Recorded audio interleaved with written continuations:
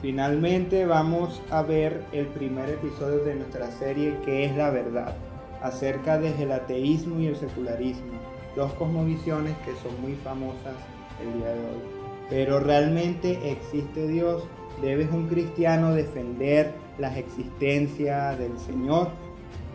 Vemos a muchas personas el día de hoy que discuten mucho con los ateos y tienen debates interminables acerca de si Dios existe o no, lo cual sabemos que está mal porque la Biblia nos dice que solamente el Espíritu Santo convence de pecado y de juicio. Solamente el Evangelio puede convertir a un ateo al cristianismo. Ningún argumento, ninguna idea puede hacer esto. Sin embargo, en la Biblia hay un ejemplo muy claro de que podemos defender la existencia de nuestro Dios acompañado de la predicación del Evangelio. Está en Hechos 17. El apóstol Pablo defendió su fe de los filósofos en Atenas, hablando de Dios, que en él vivimos, nos movemos y existimos. Y luego les dijo: arrepiéntanse porque llegará un día en donde Dios va a juzgar al mundo. Ahí hay dos elementos: la existencia de Dios y el Evangelio. En esta serie vamos a seguir la estructura del manual práctico de Ligonier de falsas enseñanzas. Vamos a ver el origen de las falsas enseñanzas, las figuras claves, sus creencias principales, por qué las personas creen estas enseñanzas y finalmente cómo defender nuestra fe de esta religión. En el Salmo 14, del 1 al 3, dice: dentro de sí afirman los necios, Dios no existe, corrompidos están, sus hechos son repugnantes, no hay nadie que haga el bien, desde el cielo observa el Señor a la humanidad, para ver si hay alguien que con sabiduría lo busque. Pero todos se han desviado, todos a una se han corrompido, no hay nadie que haga el bien, no hay ni siquiera uno. El ateísmo es necedad. El salmista dice que los necios son los que afirman que Dios no existe. Y no hay nadie que haga el bien, no hay nadie que busque a Dios, no hay ni siquiera uno. Lo que nos indica que muchos de estos ateos que se creen buenas personas, que se creen morales, no lo son. Nadie es buena persona, nadie es moral. Y el ateísmo quizás no sea tan común como el secularismo, es decir, los mundanos, los que no son cristianos. Sin embargo, el ateísmo está incrustado en toda carne, en toda la humanidad. ¿Cómo así, hermano?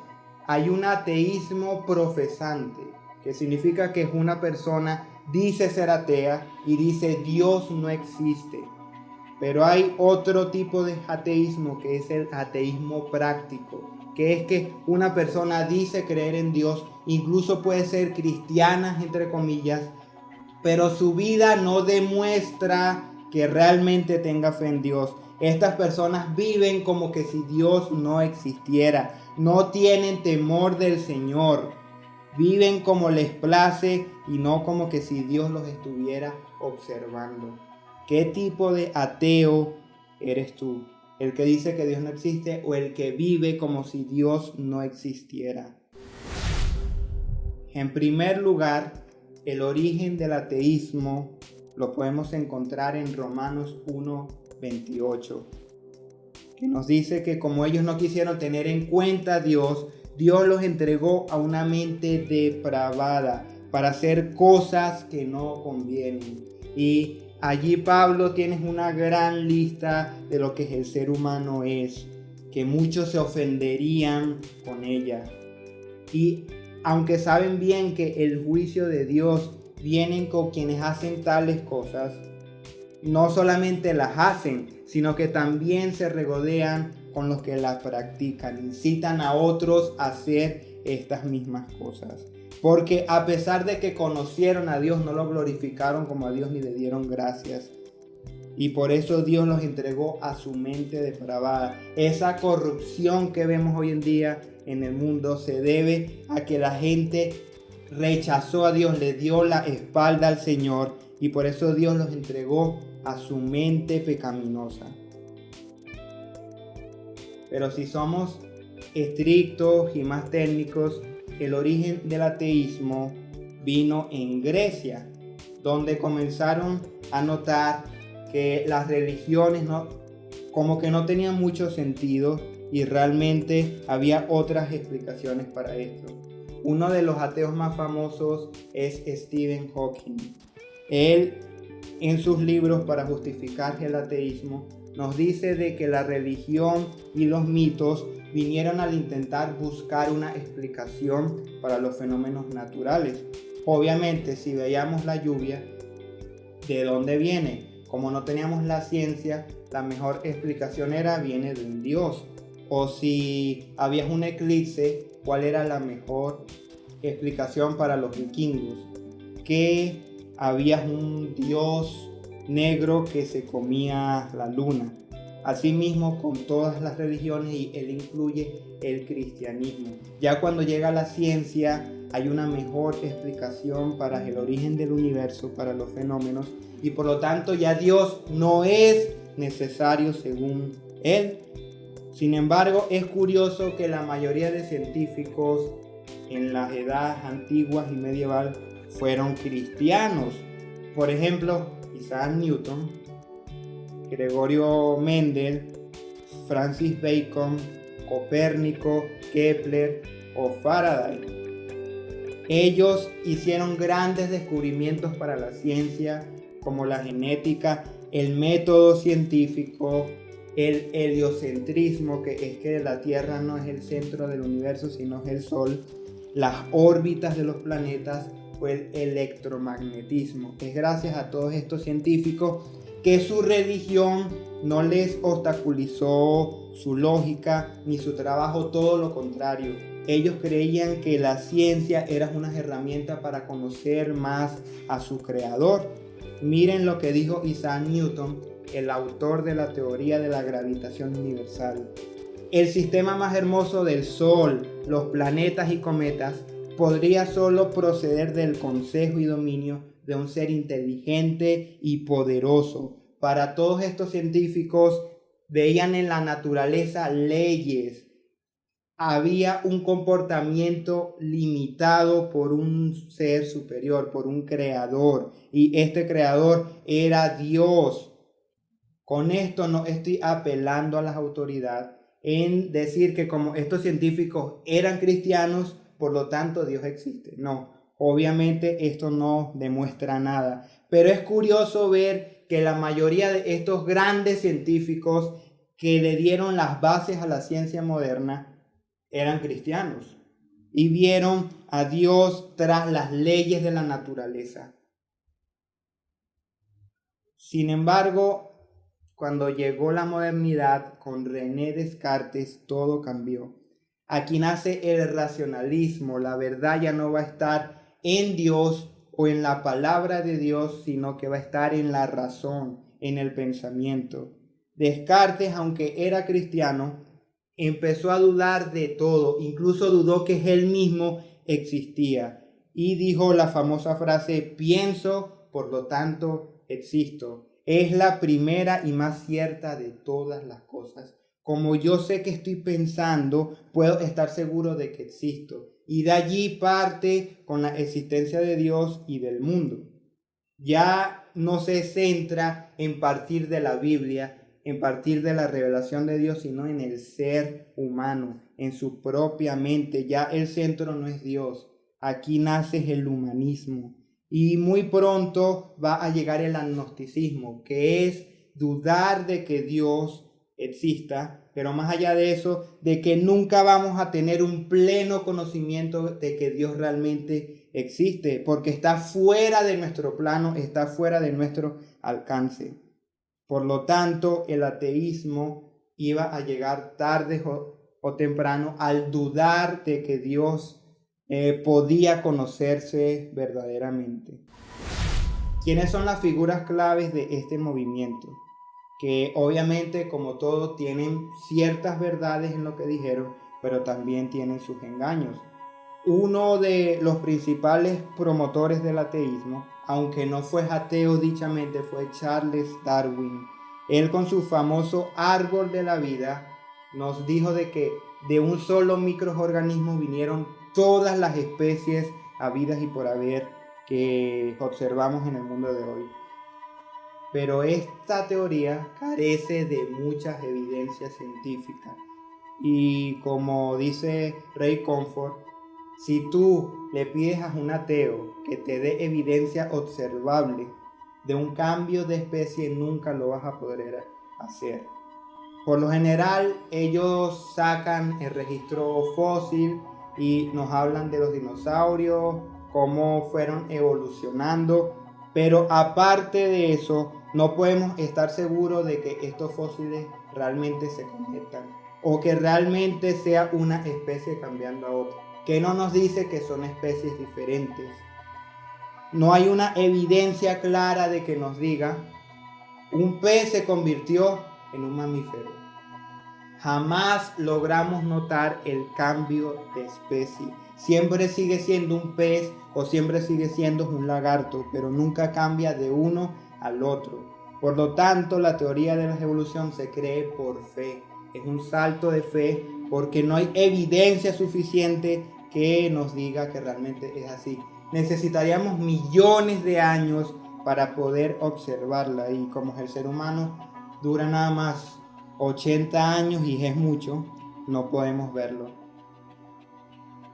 En filosofía, el personaje más importante del ateísmo fue Nietzsche.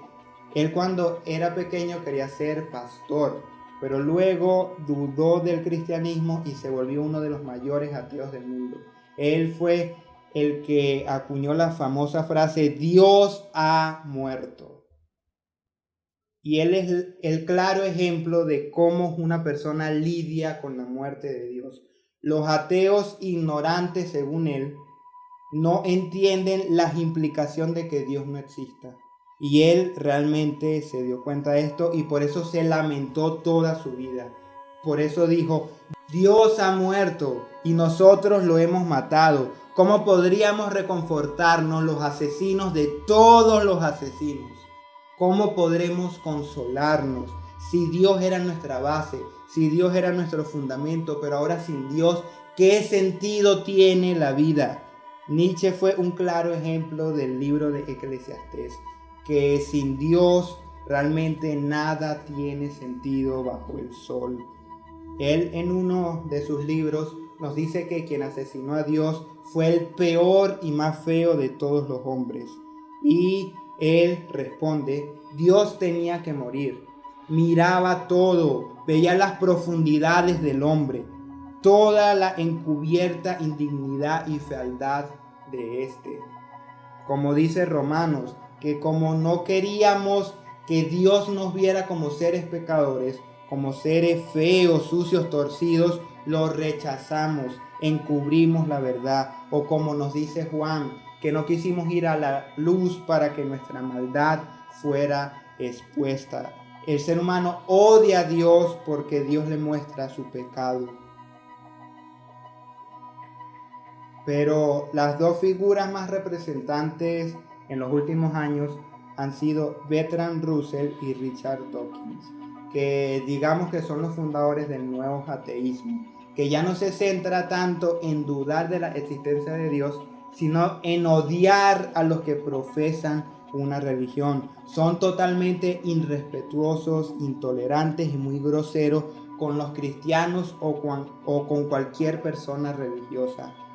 Para Russell es imposible demostrar la existencia de Dios, pero él dice que es más probable que haya algo creado o algo físico en algún lugar que no sepamos su existencia, que un ser supuestamente todopoderoso, que es más probable que haya una tetera que gira alrededor del sol que exista un verdadero Dios, aunque todas las evidencias apuntan a que realmente hay un creador.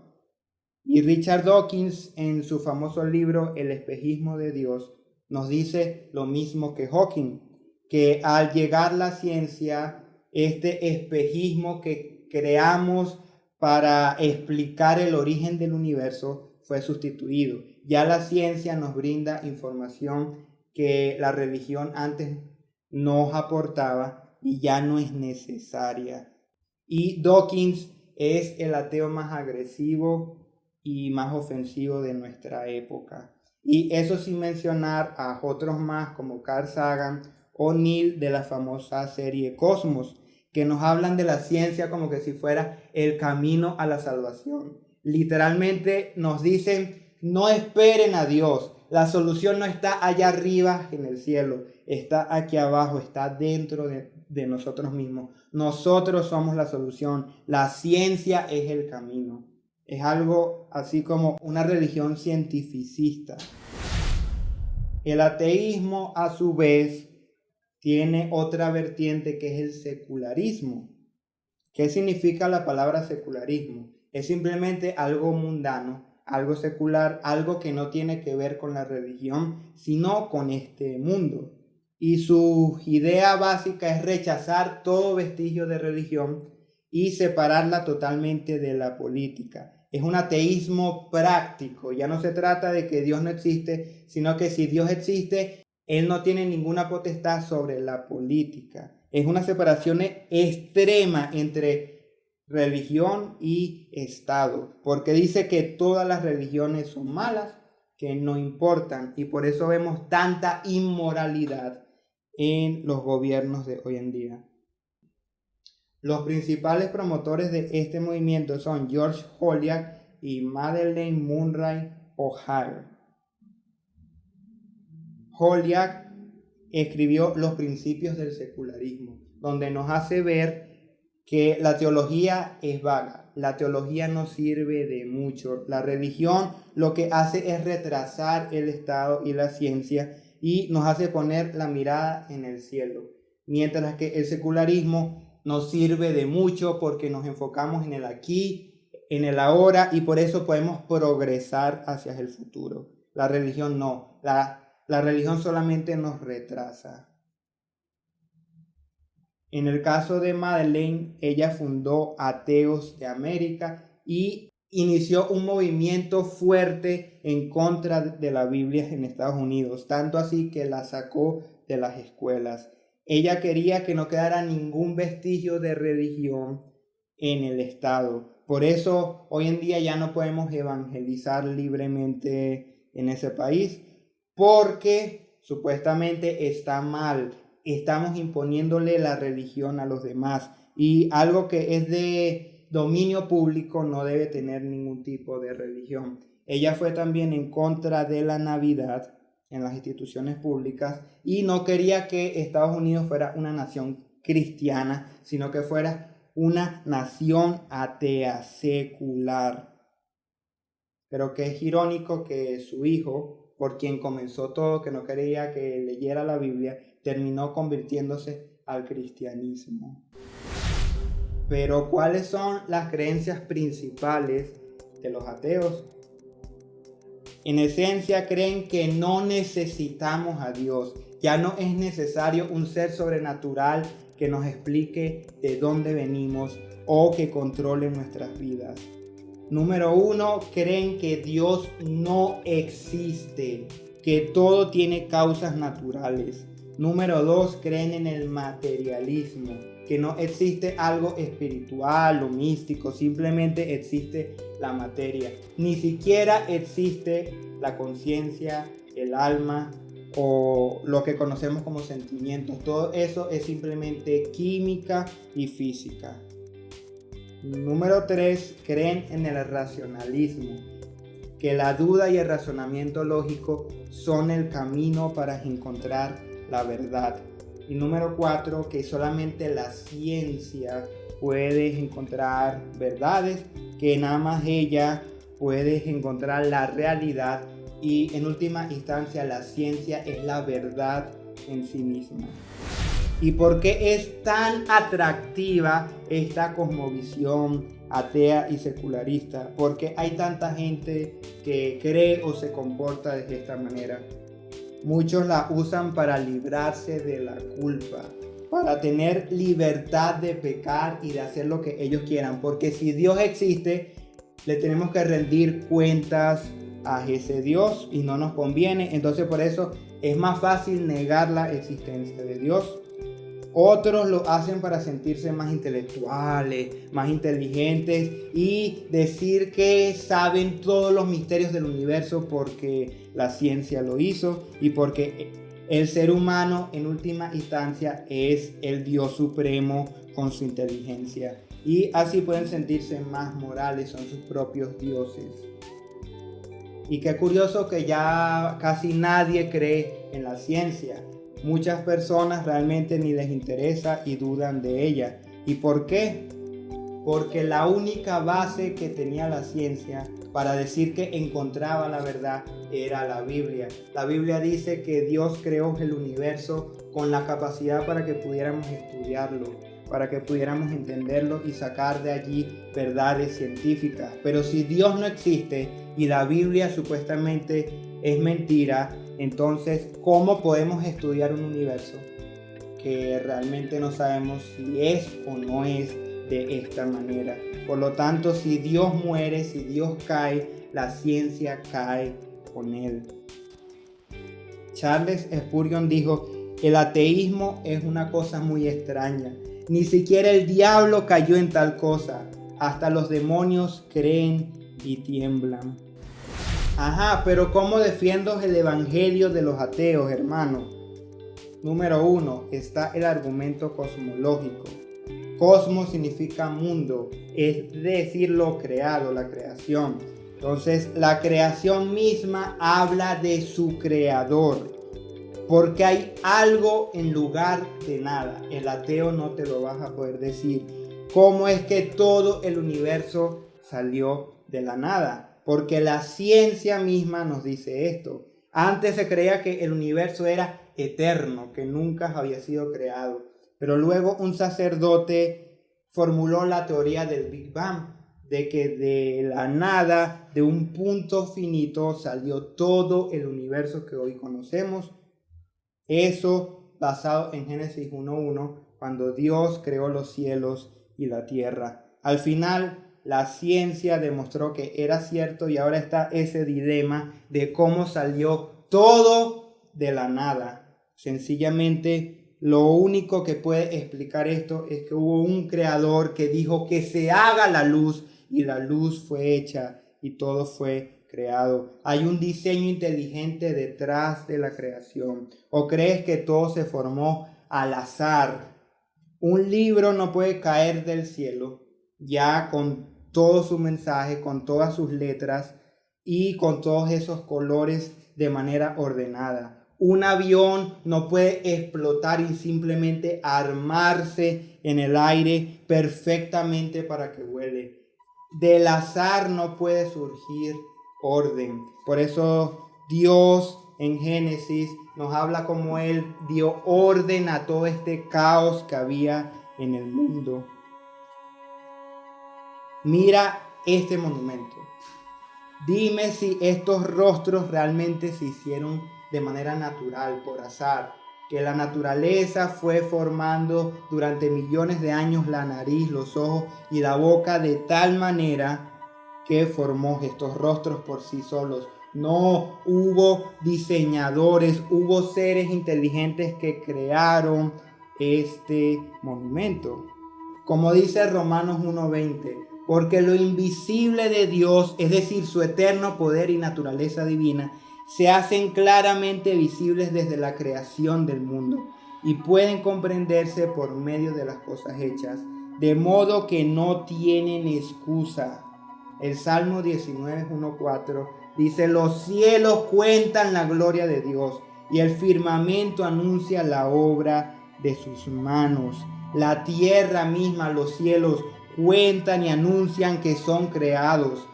Un día emite palabras al otro día. Una noche a otra noche declara sabiduría. No hay lenguaje ni palabras. La creación no habla, pero ella misma refleja la gloria de Dios. Por toda la tierra salió su voz y hasta el extremo del mundo sus palabras. Número 2. Dios es autoexistente. ¿A cuántos les han hecho la pregunta? Pero si Dios creó el mundo, ¿quién creó a Dios? ¿Quién creó a tu Dios? Y con eso piensan que nos están haciendo dudar y que listo, ya nos tumbaron el argumento. Dios es autoexistente. Esto es lo que se conoce como la aceidad de Dios. Dios existe en sí mismo. Y es que tiene que haber un ser que no haya sido iniciado por nadie para que pueda iniciar todo el universo. Él es la primera causa de todo y por lo tanto no puede tener una causa. Y Él crea el universo precisamente de la nada, porque Él es eterno, porque no había nada antes que Él. En Hebreos 3:4 dice: toda casa en efecto tiene su constructor, y el constructor del universo es Dios. La misma Biblia nos da el argumento cosmológico. Número 3, el argumento moral. Sin Dios no hay moralidad.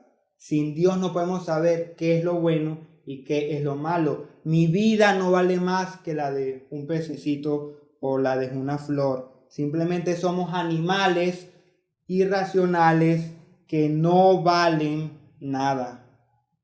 Por lo que nos hace falta que seamos morales. Si no hay un Dios que nos está viendo, podemos mentir, podemos robar, podemos matar. ¿Cuál es el problema? Si no hay Dios, si no vamos a ser juzgados. Pero todos estaríamos en contra de esto, porque hay una conciencia dentro de nosotros que nos dice lo que está bien y lo que está mal, solo que algunos la callan. Pero es impresionante cómo los indígenas, cómo la cultura asiática, cómo la cultura occidental, todos estamos de acuerdo en muchísimas cosas con respecto a qué está bien y qué está mal. ¿Por qué la conciencia es tan universal? ¿Por qué todos sabemos a nivel mundial qué es lo bueno y qué es lo malo? Todas las culturas condenan el asesinato, condenan el robo, la violación, el adulterio. ¿Quién puso en nosotros ese sentir de justicia? Romanos 2:15. Ellos, los gentiles, demuestran que tienen la ley de Dios escrita en el corazón, porque su propia conciencia y sus propios pensamientos o los acusan o bien les indican que están haciendo lo correcto.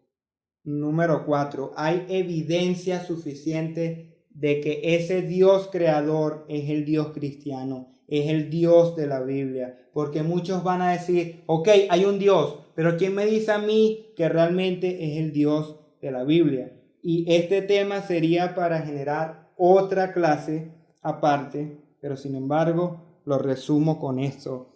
Primera de Corintios 1:18 nos dice: el mensaje de la cruz es ciertamente una locura para los que se pierden, pero para los que se salvan, es decir, para nosotros, es poder de Dios. Para el ateo, para el secular, para el mundano, el mensaje de la cruz es una locura. En otra versión dice que es una completa estupidez. Es la cosa más absurda que te puedan decir en el mundo. Que un judío del primer siglo es Dios encarnado y que vino a morir en una cruz por nosotros. ¿Qué es eso?